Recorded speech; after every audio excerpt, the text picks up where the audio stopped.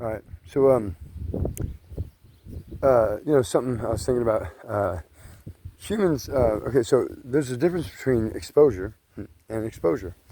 I know they both sound the same, but there's a difference. One kind of exposure, which I really don't know why you humans call them both exposure. But anyways, one type of exposure is where you are exposed to the outdoors, like extreme colds, extreme heat, extreme weather of any kind, right? You're exposed to the outdoors, or whatever. And so you can die to exposure, right? You absolutely can die to exposure to frostbite, cold, heat, whatever, right? Toxic, whatever. I'm not gonna go. I'm not toxins. Listen, we're just talking about the weather right now. So you can die to exposure from the weather, right? And then there's another kind of exposure, which is, well, actually, there's three types. I forgot. The other one, I'll just go with this one, is like exposure online. Like, oh, I'll pay you an exposure. Anyways.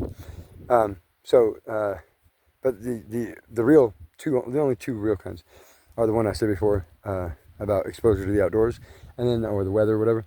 But then the second kind, the real kind, is like the way I can't remember his name, King Mithridates, Mithridates or Mithriatic or some shit. And like snake hunters also, trained professionals, trained professional snake hunters, they like, put the snake venom, I don't know how they do it, but they like somehow, like get themselves used to the snake venom so that they become immune. That's exposure. They're exposing themselves to the venom to allow their body to build immunities to it, or build up antibodies and stuff to it, and eventually become immune because your body will build up enough antibodies that any venom that you get in your body, your body can fight it. It's the same thing as building a tolerance to any type of like medication that you're on. Sometimes when you start medication, you have to then up the dose because your body has built a tolerance to it. It's typical stuff, It happens with like all types of, caffeine, smoking, anything that you put in your body that your body doesn't naturally produce. Your body will automatically become addicted to it if you do it every day for at least 3 or 4 days. Then your body will become addicted to it. But your body's addicted to it, but that doesn't mean that you're addicted to something. Your body is addicted to it, but that doesn't mean your brain has to be. You can be like, oh yeah, my body wants that, but my body wants chocolate, my brain wants chocolate, whatever. It's the gut biome, that has those cravings, and so it's like, your gut's like, yeah, give me that tasty stuff, give me that, give me that fatty, sugary stuff, because that stuff, that stuff's, crack for me, dude, and and so, but it's not good. If you're gonna eat sugar or fatty stuff, do it like before, pre-workout. Instead of eating pre-workout or using pre-workout, literally just eat stuff that is like for a pre-workout. Carbs. Eat some carbs. Eat some protein. Eat whatever the fuck you want. Really, you can literally eat anything and then go work out, but don't work out immediately. Not because you'll get a cramp, but because you want to wait for that shit to like go down in your stomach. At least a half hour to like get in there and kind of settle, and then start cranking it out. Maybe not even half hour, maybe 15 minutes after you eat. Like as long as you're whatever. You don't have to wait that long, but it's not like swimming or whatever, which that's also not true. But anyways, so you can really eat whatever you want as long as you work, because whatever you eat as your body's breaking it down, right? You can also be burning off the old stuff, right?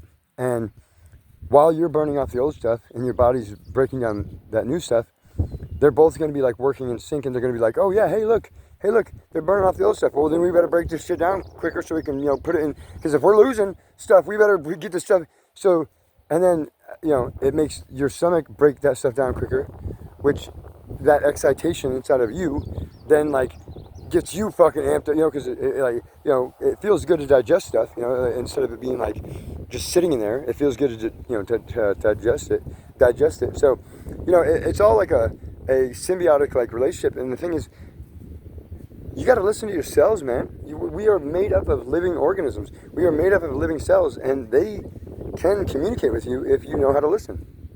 And, you know, you can communicate with them if, well, all you have to do is talk, really. You just have to talk to yourself.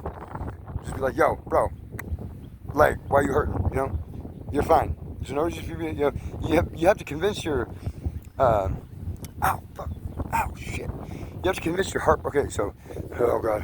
I have another video where I go over the senses, right? Okay, your head brain is sight and sound. Your heart brain is sensing and feeling. Different. You sense with your feelers and feel with your senses. When you sense with your feelers, you are extending yourself into the world. When you feel with your senses, that's when the world interacts with you. Okay, that's your heart brain. Those are your sensing and feeling. Those are two sides of the same coin. Those are two different things. So, sensing with your feelers. When you extend yourself to the world, you're sensing with your feelers. And when you're feeling with your senses, that's when the world interacts with you. Okay? Then you have your gut brain, which is taste and smell. So head brain is sight and sound. Heart brain is sensing and feeling. Two different things. Sense with your feelers, feel with your senses. And then your gut brain, which is smell and taste. Okay? 6 senses. We have 6 senses. Everybody does. But somewhere along the line, somebody combined sensing and feeling and was like, oh yeah, that's the same thing. No, it's not. No, it's not. A sensor, okay, like a sensor on anything, does not feel anything, okay? It senses. It's actively like, you know, probing the area for any signal. And so your senses are your senses, right? So your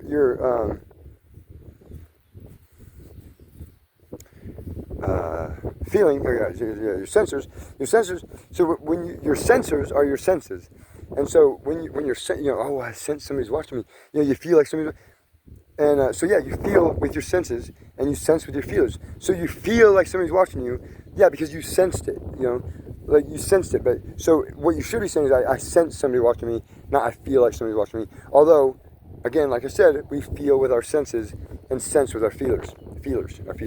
We sense with our feelers. When we want to sense something, like say I have a vape or something, or you're looking for your wallet or whatever, and it's dark. Well, when you reach your hand down to feel for things, your feelers, you're sensing for the shape of the object that you remember in your fingertips. Like when you touch it, you'll know, right? You'll know because you're sensing with your feelers. You're sensing for the object. You're not feeling for the object. You're sensing for it. You're trying to pick up the sense of the object with your feelers. You feel with your feelers, but you sense with your feelers because when you extend yourself to the world, you are then flipping your sensors into your fingers and the rest of your body. And when the world interacts with you, your sensors are already all over your body. Your whole body's a sensor. And then when you get a ping from one of those sensors, you then interpret that as a feeling and internalize it and figure out, okay, what is this feeling? What am I sensing, you know? And some people don't like mix those two up. You know, some people can, you know, they know that they have 6 senses, and it's not a big deal. Like, it's a normal thing to have 6 senses. It's not like, you know, I see dead people type shit. You know, it's like, bro, think about it. Like, we're 2, 2, and 2. You know what I mean? 2, 2, 2. It's like, you know, it's like 2 plus 3 is 5. For 5, the 5th element. And then 2 times 3 is 6 for 6 senses. The 5th element being plasma. You know? And when you engage all 6 senses, then you can perceive the 5th element, which is plasma. Like the 1956 David Pines demon. It's not a demon. It's just the 1956 predicted David Pines demon. It's a DEMON, distant electron motion, and then ON. I don't know. It's actually the God particle and St. Elmo's fire, but he hid it under a layer of, you know, of like protection, right? Because anybody who's the uninitiated or you know, unworthy, they're going to steer clear of the demon. You know, they're going to be like, oh, demon, I'm not going to do that. That's of the devil. You know, I'm not going to go do that. But anybody of a sovereign mind is going to be like, wait, that says D.E.M.O.N. That's not demon. That DEM stands for something. It's distant electron motion. O-N. I don't know what the fuck that is. It's something. It's like the capital O and then an N in parentheses. So it's like on, but the N is in parentheses. So I don't remember what that means, but it means something. So it's like the distant electron motion charged particle or some shit. And so, yeah, it's just a God particle. It's just St. Elmo's fire. It's the purple plasma of the plenum. Or it's the purple plasma that is the plenum of the universe. That's the that's the fifth element, is, the plasma. Because there's solid, reverse. There's earth, fire, wind, and water. And then all those like properties of those four, being a solid, liquid, gas, which are three properties. So there's four elements, four earth elements, right? Hold on. Oh yeah, four earth elements and three properties. The 4-3 or 3-4, the Merkaba ratio. Okay, the Merkaba, Merkaba, Merkaba ratio. Okay, that's where that comes from. Four elements of three, the solid, liquid, gas, three states. Okay, four elements, three states, right? Solid, liquid, gas. Well, the fifth element is a culmination of solid, liquid, gas, and it shares all three of those properties because that's the plasma. Okay, and so, and it's the same kind of not the exact same, but it's the same. It's the same type of thing as the plasma that runs in our blood, right? And it's the same type of plasma that is in the universe, like in the plenum. But it's also the same type of plasma that they use in science, but not the same. What they use in science is some fake ass shit. They use like synthetic plasma. It's not real. It's not real. That's why they don't get the results that they want, because it's not real plasma. They need real fucking plasma, and the only way you get that is from space or from taking it from a fucking human, or maybe the crab warehouses that they have all the crabs fucking strapped down, and that's why, they think that the blue blood is where they're gonna get purple plasma, and so they are draining these fucking horseshoe crabs, to get this blue blood. And they're using that for their, plasma stuff, because they, like blue blood and purple is like, the plasma is a lighter shade of blue and, with a little bit of silver. It's like, it could be indigo or purple or something. Because purple plasma isn't like exactly purple. It's like it's really blinding feeling. It's like a blinding, like, almost feeling like I've never had cataracts, right? I don't have cataracts, but it feels like what I think or what I imagine having cataracts would feel like. Like when you're too close to a bonfire and your eyes get really hot, but like they weren't hot. The same like blinding effect, like a bright light. It's just like a bright light shining in your eyes, and so you see like this blind spot, but it's not a blind spot. It's like a yellowish purple. It's almost like it's purple, but like I don't know. It's really hard to describe this color, and like and the behavior is such a weird. I just don't have the words. I don't know the words to use, or the syntax. But it's a solid liquid gas. It's like a bubble sheet of like plasma. I don't know how to. It's like flubber, but like more fluidic, and doesn't hold shape like that. And it's like a cloud, but like a gas cloud, but like also like a real cloud, but also like fog, like vapor, but like it also can like make shapes to stay coherent, like mammoth clouds or whatever, or something. I don't know. It's really hard to describe, dude. It's like mercury, actually. That's actually the best way. It's like mercury. Okay, mercury is like metallic plasma. So the way mercury works, like the way that it acts, just give those same properties, but like make it lighter. Make it like lighter than air, right? Like make it like massless, but like give it no mass, and so it's like a gas, but it has the properties of a solid and a liquid as well. Like I said, it's really fucking hard to describe. It's kind of like a lava lamp, but not. Like you said, it's really fucking hard to describe, because I've encountered this in real life. The God particle, this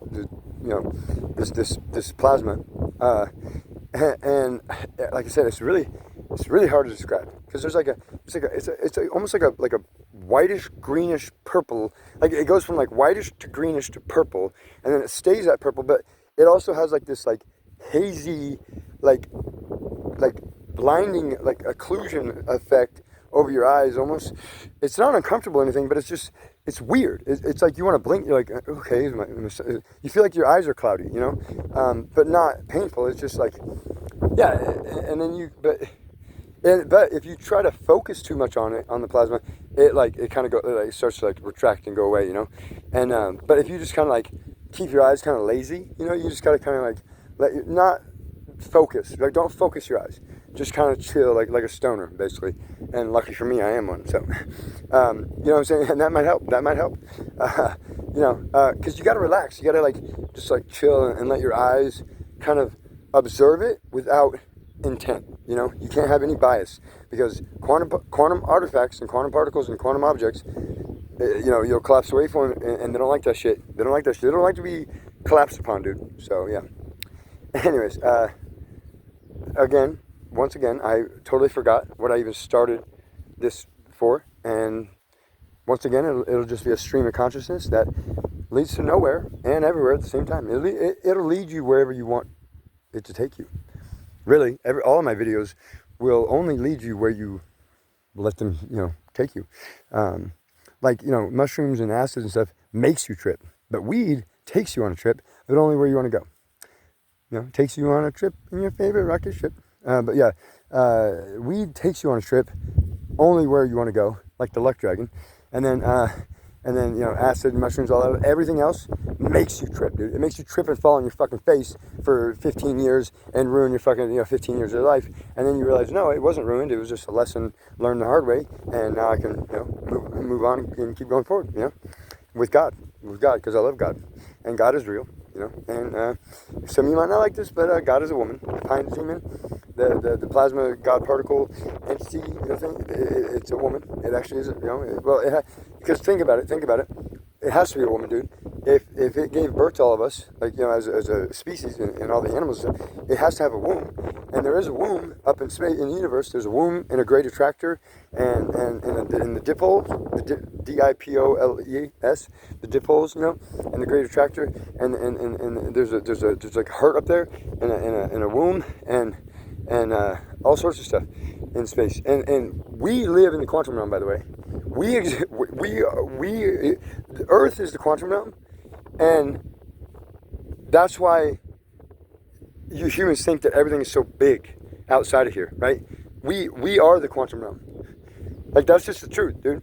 We are the quantum realm. Think about it. There's people online, right? And in this real world that are just running bot scripts, dude. You know, they're just running autopilot bot scripts, dude. They're not, like, I'm not talking about online. I'm talking about in real life, okay? Like, just those fucking just straight up bots. You know, it's like they literally will like go to jail, get out, go do the same thing, go to jail, get out, go do the same thing. It's like it's like a fucking one of them sweeper robot things just running into the wall over and over. You know? It's just banging their fucking head in the wall because they're just running a script. It's like NPCs in GTA 5 that, like, you know, you see starting fights or you know, on the phone, they're walking by and like, did you see Rebecca last week? And it's just to keep the simulation going, you know what I mean? But we're not in a simulation. Everything is real that you yourself experience, right? And anything else beyond that is not real to you because you did not experience it. And unless you have the lived experience, you cannot say that it's real to you because you did not live it, okay? You did not see it, you did not smell it, taste it, touch it. You have to engage all 6 of your senses with reality.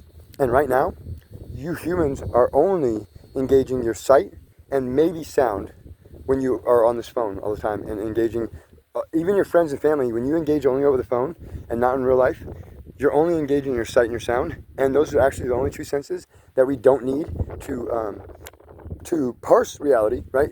But to believe what we see and see what we believe, we have to first believe in order to be able to see something, right? We have to believe that something exists in order to render it in, right? Because if we don't believe something exists, then we're just going to no, but that's not, even if it is that, right? We're just going to be like, no, that's not what I see. I see something, just because we don't believe it, right? Fuck that. We're not going to believe that. We're not going to sit there and give them the satisfaction of telling them that, yes, we do see that. We're going to fucking lie. Of course we are. We don't believe that shit, right? So until you believe it, you can't even render it into your reality. But the only way you're going to believe it is by seeing it. Therein lies the paradox, right? Therein lies the problem. Therein lies the impasse. So here's the bypass, okay? You do not have to believe in whatever you're trying to see, okay? And you do not have to see whatever they're wanting you to believe in. The only thing that you need is to know that you know what is real and what is not. All you need is trust in yourself and to know that when you know something, that you know it. And it's not a thought, it's not, oh, maybe, it's a fucking no. No. It's a no. You know. K-N-O-W. K-N-O-W. You know. And when you know, you don't need to believe. And when you do believe, faith is for people who don't believe. Belief is for people who don't know. Knowing is for people who had faith and belief and evolved into knowing. You know what I'm saying? I'm not saying that having faith and belief is bad. I'm saying it's a steps. There's the 1, 2, 3. 1, 2, 3. It's easy as 1, 2, 3. ABC 1, 2, 3. The first one is faith. You gotta have faith. Even if you lose your faith, it doesn't matter because you're not meant to keep it. You're supposed to move on from faith to belief, right? Because when you have faith in something or someone, and then they either let you down or they succeed, then you either lose your faith or you gain even more faith. And then after enough times of seeing, this person come through on your faith, you'll then start to believe in them, right? And then after you believe in them enough times, then it becomes a thing of it's a constant. It's like a universal constant. You know that person is going to do whatever that you believe and have faith that they will do. You see how that works? You know that they'll do whatever you believe and have faith that they will do. Because you've already had faith in them, right? And they passed. Now, that goes on to belief. Now you believe in them, right? Because you have already had faith and they passed the test. So now you believe. Now you believe in them. Okay? Well, once you believe in them enough and they pass, enough of your tests, which I don't know why the fuck you're testing them, but whatever. And then it becomes that you know that they'll always come through. But then guess what happens? One fucking time. Like this motherfucker could come through 1,000,000 times, right? After you know that they will, right? After you've reached your faith, the belief, and the knowing, right? One time. They could come through 1,000,000 times before. It only takes one time of them not being able to come through on one of your expectations, and it will shatter every bit of trust, faith, and belief that you had in that person or entity until you decide to have faith in them again.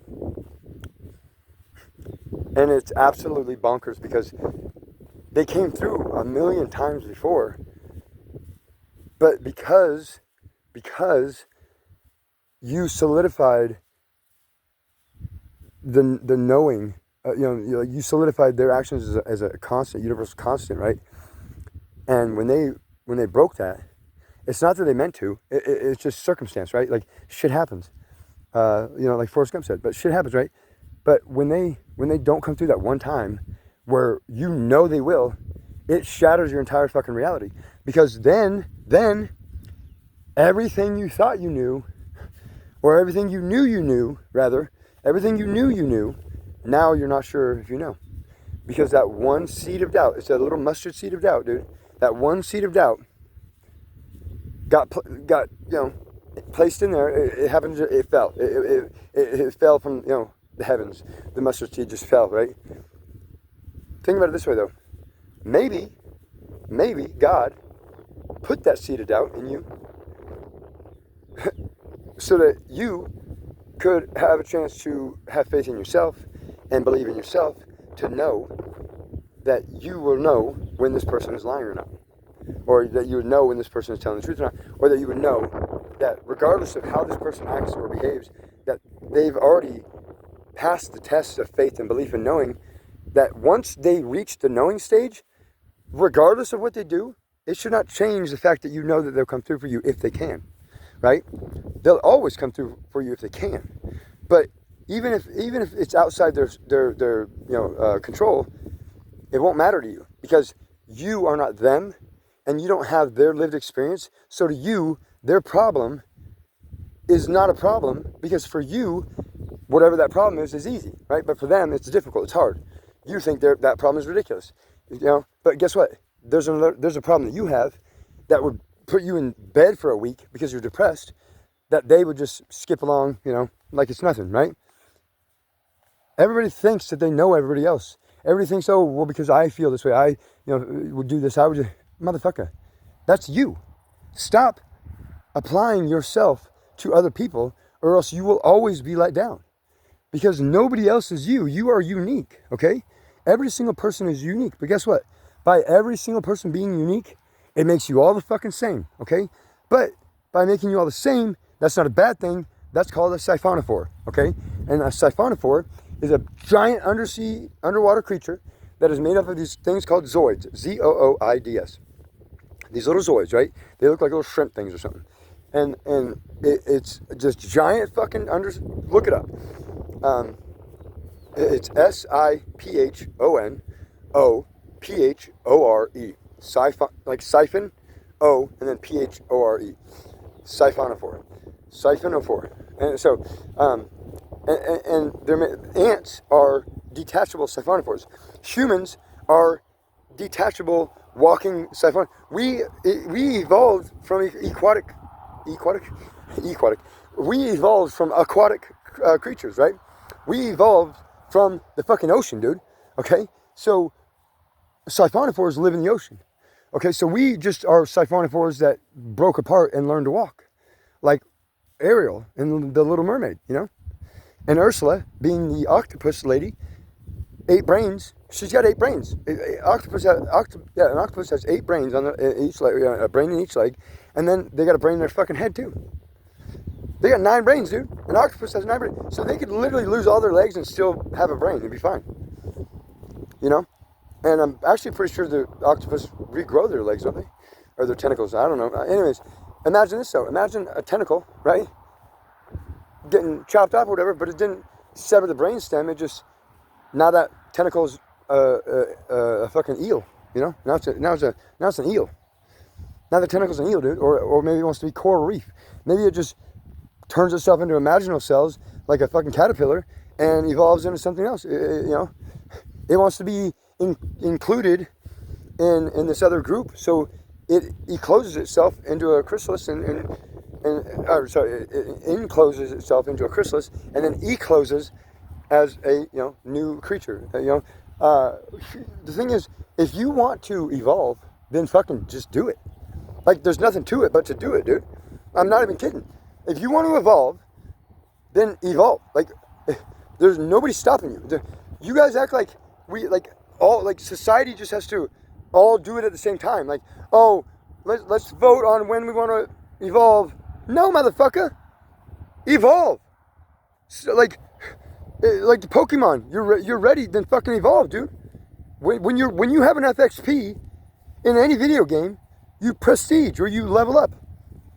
When you have enough life experience, you level up, dude. I'm not 41 years old. I'm prestige 4, level 1.